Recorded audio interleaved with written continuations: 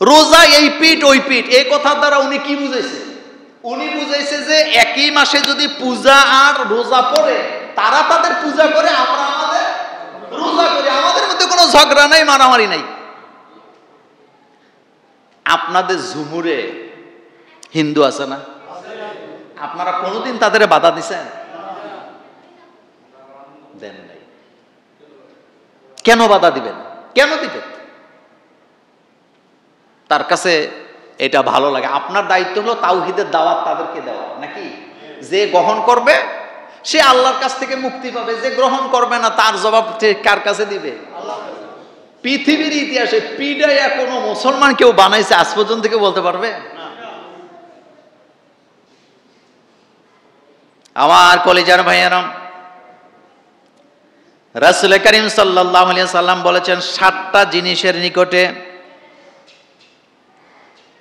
যে যাবে, রাসূল সাল্লাল্লাহু আলাইহি ওয়াসাল্লাম বলছেন খবরদার 7টা জিনিসের কাছেও তোমরা যাবা না। আল্লাহ রাসূল বলছে তাইলে তোমরা ধ্বংস হয়ে যাবা। কয়টা কাজের, কয়টা? 7টা কাজের কাছেও তোমরা যদি যাও তাইলে ধ্বংস হয়ে যাবা। 1 নম্বরে আশরিকু বিল্লাহ, খবরদার আল্লাহর সাথে শিরিক করা যাবে না। বলেন কার সাথে শিরিক করা যাবে না? 2 নম্বরে ওয়াসসিহর, জাদুর কাছে যাবা না, কালো জাদুর কাছে যাবা না। 3 নম্বরে ওয়াকাতলুন নাফসি, কাউকে হত্যা করবা না। এরপরে 4 নম্বরে আল্লাহ নবী বললেন ওয়া আকলুর রিবা, সুদ খাওয়া যাবে না। 5 নম্বরে আল্লাহ নবী বলেন ওয়া আকলু মালিল ইয়াতিম, খবরদার এতিমের মাল খাওয়া যাবে না। এরপরে 6 নম্বরে আল্লাহ নবী বললেন যুদ্ধের ময়দান থেকে পলায়ন করা যাবে না। 7 নম্বরে সতী সাধবী নারীর প্রতি অপবাদ দেওয়া যাবে না। যেই জাতি, যেই সমাজের লোকেরা এই 7টা কাজের সাথে জড়িত থাকবে, ওই জাতি, ওই ব্যক্তি, ওই সমাজ ধ্বংস হয়ে যায়। ওই সমাজ কি হয়ে যায়? ধ্বংস হয়ে যায়। আমরা সকল ধর্মের লোকদের নিরাপত্তা দেব, তাদের সাথে আমরা সমাজে সমানভাবে কি করব? বাস করব। তাদের কোনো ক্ষতি করব না, তাদের জমি কম দামে কিনব না, তাদেরকে দোকান থেকে বিতাড়িত করব না, তাদের ধর্মে বাধা দেব না। তাদেরটা তারা করবে, আমাদেরটা আমরা করব। কিন্তু আমার কাঁধে যদি দায়িত্ব আসে, আমি আমার দায়িত্ব পালনে অবহেলা করব না। আমাকে যদি আল্লাহ, কথার কথা বলে, আমারে যদি আল্লাহ বাংলাদেশের ধর্মমন্ত্রী বানায়, তা আমি হিন্দুদের মন্দিরের জন্য বাজেট আসলে আমি কি এটা কেটে দিতে পারবো? আব্বাসী হুজুরকে যদি ধর্মমন্ত্রী বানায়, উনি কি শুধু মুসলমানের ধর্মমন্ত্রী তখন থাকবে না হিন্দুদেরও? তখন উনি পূজার সময় মন্দিরে যাইতে বাধ্য নাকি বাধ্য না? কথা, এ কথা সত্য না মিথ্যা? উনি তখন যাইতে হইব নি? তখন কিন্তু ফতুয়া চলবে না। এই জন্য দায়িত্বশীল জায়গা থেকে কথা বলতে হবে। এটা কঠিন জায়গা, এই জায়গা বড় কি, এটা কঠিন। ওই যে আমি মিম্বরে বসলাম, তাসবিহ জপলাম, এটা, এই জিনিসটা যত সহজ, সমাজে মানুষের জন্য কাজ করা এটা কি এত সহজ?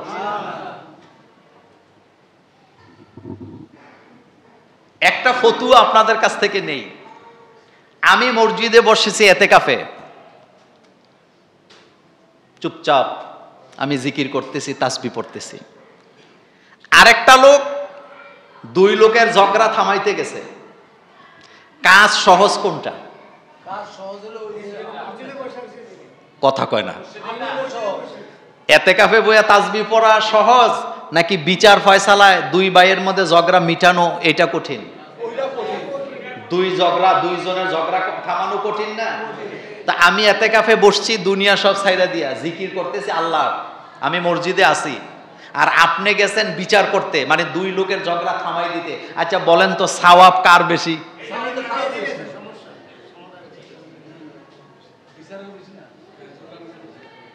আমি মসজিদের ইমাম, আমি হইলাম মসজিদের ইমাম, নামাজ পড়াচ্ছি, কুরবানির কথা বলতেছি, রোজা রাখবেন বলতেছি, আর আরেকটা লোক হইল পুরা সমাজের ইমাম, মানে নেতা। কাজ কি আমারটা কঠিন না ওনারটা কঠিন?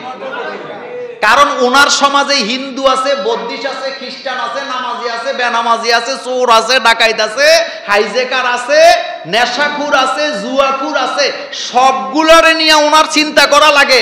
আর আমি এখানে চিন্তা করি শুধু ওই লোকদেরকে নিয়ে যারা অলরেডি আমার সাথে নামাজ পড়তেছে।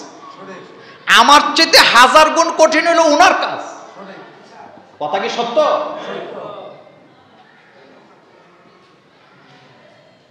রাসূলুল্লাহ সাল্লাল্লাহু আলাইহি ওয়াসাল্লাম কি শুধু মসজিদে নববীর ইমাম ছিলেন, না সমস্ত রাষ্ট্রের ইমাম ছিলেন?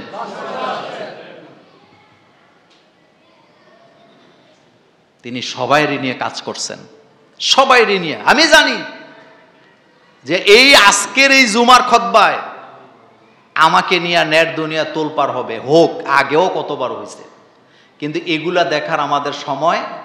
আপনারা অনেকে দেরিতে আসছেন, শেষমেশ আরেকটা কথা বুঝাই দিই, যেটা শুরু করছিলাম আলোচনাটা। মুহাম্মদ সাল্লাল্লাহু আলাইহি ওয়াসাল্লাম কি শুধু মুসলমানদের নবী, না সবার নবী? মুহাম্মদ সাল্লাল্লাহু আলাইহি ওয়াসাল্লাম কি শুধু মক্কার নবী, না সারা পৃথিবীর নবী? আল্লাহ কি শুধু মুসলমানের আল্লাহ, না সবার আল্লাহ? আল্লাহ কি শুধু মুসলমানের রব, না সবার রব? এই কথাগুলি কোরআনে আসেনি? ওয়ামা আরসালনাকা ইল্লা রাহমাতাল লিল আলামিন। এই জায়গায় বলছে নবী সবার জন্য আপনি রহমত।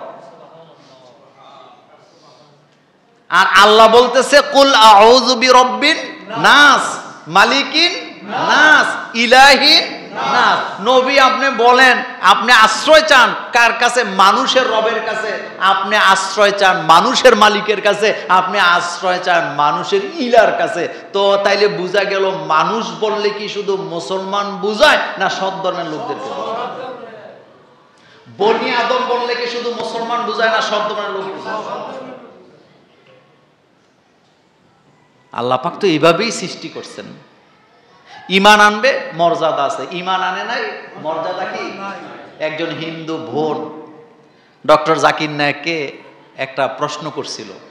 সেটা হলো যে, ডাক্তার জাকির নায়েক, আপনারাই শুধু কাবাগরে যান মুসলমানেরা, কিন্তু আমরাও তো মানুষ, আমরা কাবাগরে যাইতে পারি না কেন? তো ডাক্তার জাকির নায়েক হাসি দিয়ে বলেছিলেন যে, বোন, আপনিও ভারতের নাগরিক, যারা আর্মিতে চাকরি করে তারাও কি ভারতের নাগরিক, তো আপনি ক্যান্টনমেন্টে যাইতে পারেন না কেন? কয় কেমনে যাব, আমি তো ওই জায়গায় নাম লেখাই নাই। তো ডাক্তার জাকির নায়েক বলছে, কাবাগরও আপনার জন্য উন্মুক্ত, শুধু নাম লেখাইতে হবে। আর নাম লেখানো হলো লা ইলাহা মুহাম্মাদুর সাল্লাল্লাহু আলাইহি ওয়াসাল্লাম। যারা ঈমান আনছে তারা জান্নাতে যাবে, যারা ঈমান আনে নাই তারা জাহান্নামে যাবে। এই কথা কার? তো তারা বলবে আমরাও তো মানুষ, জান্নাতে কেন যাইতে পারো না? ওই তুমি নাম লেখাও নাই, আগে নাম লেখাও। আর নাম লেখাইতে হলে কালিমা পড়া লাগে। বলেন কি লাগে? কালিমা পড়া লাগে।